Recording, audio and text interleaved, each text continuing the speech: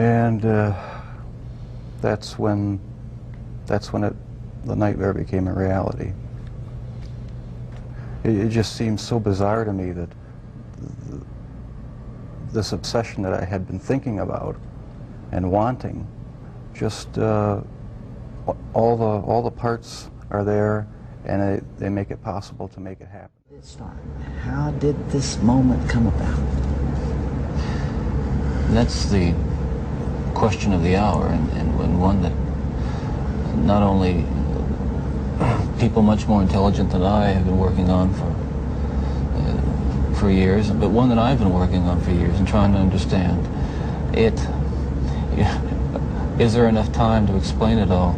I don't know. I think I understand it, though. Understand what happened to me, to the extent that I can see how certain feelings and ideas developed in me to the point where I began to act out on them. Certain very violent and very destructive feelings. All right, let's go back then to those roots. First of all, you, as I understand it, were raised in what you consider to have been a healthy home. Absolutely. You were not physically abused. You were not sexually abused. You were not emotionally abused. No, no way. And that's part of the tragedy of this whole situation, is because I grew up in a wonderful home with two dedicated and loving parents, one of 5 brothers and sisters. A home where we as children were the focus of my parents' lives, where we regularly attended church, 2 Christian parents who did not drink, they did not smoke, there was no gambling, there was no physical abuse or fighting in the home. I'm not saying this was Leave It to Beaver. It wasn't a perfect home. No, no, I don't know that such a home exists, but it was a fine, solid Christian home, and nobody, I hope no one will try to take the easy way out and to try to blame or otherwise accuse my family of contributing to this, because I know, and I'm trying to tell you as honestly as I know what happened, and I think this is a message I want to get across. But as a young boy, and I mean a boy of 12 or 13, certainly, that I encountered outside the home again, in the local grocery store, the local drugstore, the softcore pornography, what people call softcore. But as I think I explained to you last night, Dr. Dobson, in an anecdote, that as young boys do, we explored the back roads and sideways and byways of our neighborhood, and oftentimes people would dump the garbage and whatever they were cleaning out of their house, and from time to time we'd come across pornographic books of a harder nature than more graphic, you might say, more explicit nature than we would encounter, let's say, in your local grocery store. And this also included such things as, let's say, detective magazines and more hardcore. Those that involve violence. Yes, yes, and and this is something I think I want to emphasize, is the most damaging kinds of pornography. And again, I'm talking from personal experience, hard, real personal experience. The most damaging kinds of pornography are those that involve violence and sexual violence, because the wedding of those two forces, as I know only too well, brings about behavior that is just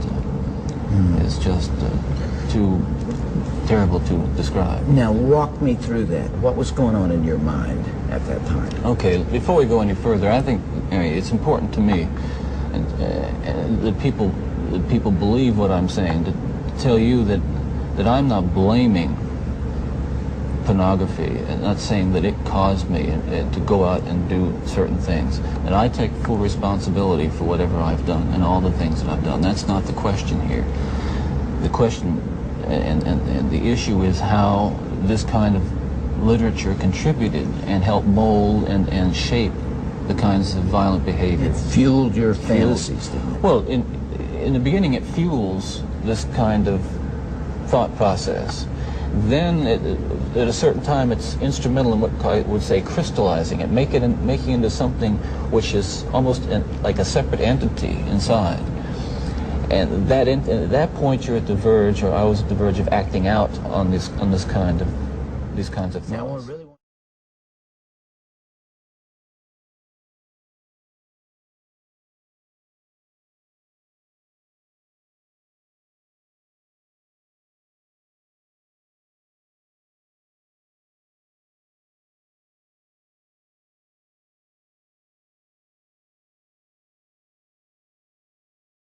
wasn't filled with any great tragedies or anything. There were good times and there were bad times. I think it was fairly normal. Jeff, do you remember your earliest experience and earliest interest, fascination with the inside of animals? Where that came from? In 9th grade, in biology class, we had the usual dissection of fetal pigs. I took the remains of that home and kept the skeleton of it. And I just started branching out, dogs, cats. I suppose it could have turned into a normal hobby like taxidermy, but it didn't. It veered off into this. Why, I don't know. All I know is that I wanted to see what the insides of these animals looked like. Was there some pleasure in the cutting open of the animal? Yes, there was. No sexual pleasure, but just it's hard to describe. Sense of power, sense of control? I suppose that's a good way of putting it, yeah.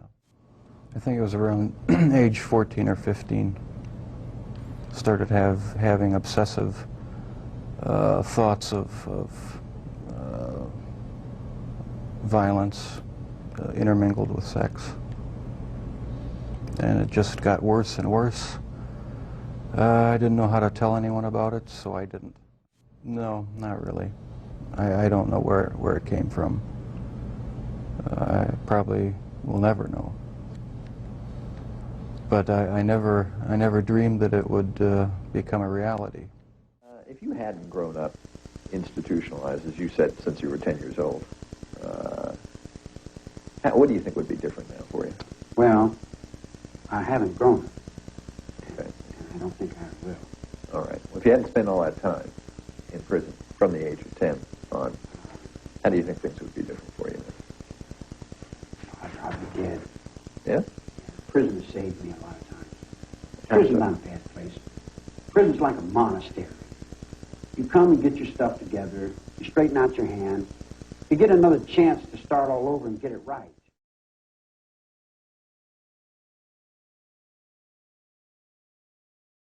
I'm a street child.